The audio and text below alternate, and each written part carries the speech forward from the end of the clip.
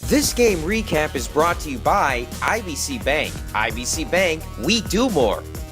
And by New York Life financial services professional Fred Stubing, the agent you trust, the company you keep. Proudly supporting Texas high school athletics for more than 25 years.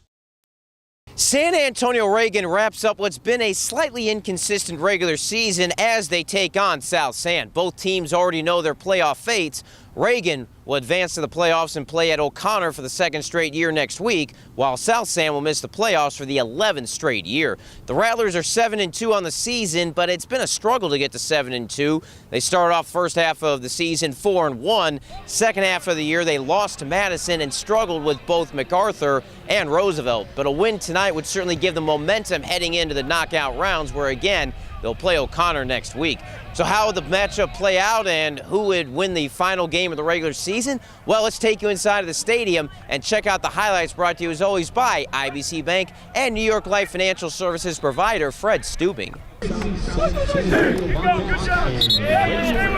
Rattlers were dying to get momentum heading into next week's playoff opener, but for a while it was South San playing like this was their state championship game. Reagan committed 2 red zone turnovers in the first half and only led 3-0 midway through the second quarter. The Bobcats actually had a chance to tie the game at 3, but their field goal attempt came up short.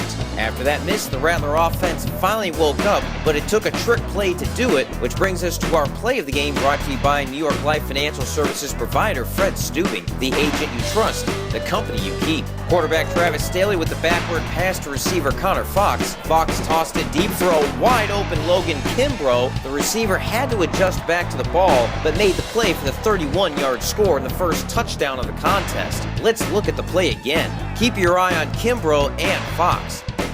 As Fox rolls out, several Bobcat defenders are caught flat-footed. Kimbrough has a clear path the entire way.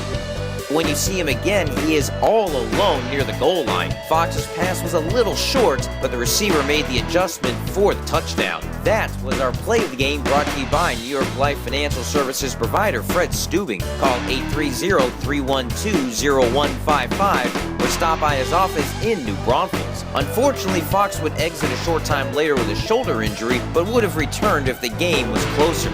It was never in doubt. The green team scored on their last 5 possessions of the game, and those scores came within 13 minutes of game play. Just before halftime, Austin Miller broke free on a 19-yard touchdown run. Great block at the line by William Vogelsang. 17-0 Rattlers at recess.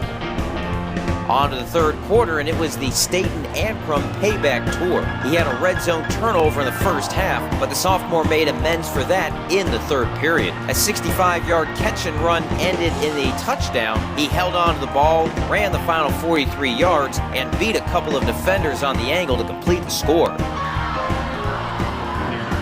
Spirit Squad wants another Ancrum touchdown, and hey, he obliged. Isn't he a nice guy? He ran past the defense, and Staley had an easy pitch and catch play to the receiver. 42 yards, 31-0 Reagan. He finished the game with 137 receiving yards. He's a 10th grader, and we know that he's going to do some really, really big things for us next week in the first round, and moving forward, even into his junior season. Staten's a special kid. That was the last pass of the game for Staley as he exited the game with 207 passing yards and those 2 touchdowns. Backups got into the game, which leads us to our IBC Bank do more moment of the game. Brett Buell had 1 career touchdown pass. Shane Goldberg had never caught a touchdown pass. Both took care of that issue. Buell avoided 2 defenders, found Goldberg on the swing pass, and he outraced the defense to the end zone. 38-0 Reagan. Hey, Buell, Goldberg, tell us about that play. I just saw a guy coming towards me, so I just kind of escaped and threw it to him. It was a screen pass, and the quarterback just broke a few tackles in the pocket and just tossed me, and it was just wide open. It was unreal. Good job! Yeah! We got a lot of chemistry. Love these guys.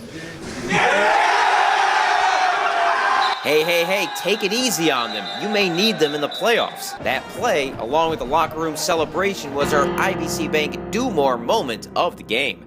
IBC Bank, we do more. At that point, the only question was, would Reagan get the shutout? Defense held South San to 176 yards of total offense and just 6 first downs. They never threatened to score after the missed field goal attempt. Mother Nature decided to end the game early as lightning and heavy rain rolled in with 5 minutes remaining, and the game was called. Reagan celebrated with the San Antonio Bowtie Shutout Trophy Award as the Rattlers finally get momentum that they need heading into the knockout rounds and their rematch with O'Connor. I thought the defensive front did a very good job in the back, the back end.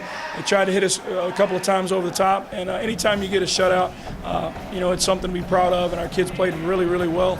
And really good job on the offense and moving the sticks both on the ground and in the air. It'll be a 4-quarter game. Both offense, defense, and kicking game will have to be sound for us. Next Friday night, the teams will play at Ferris Stadium, with the winner going on to play Converse Judson or Buda Hayes in round 2. Reporting from San Antonio, I'm Greg Sherman.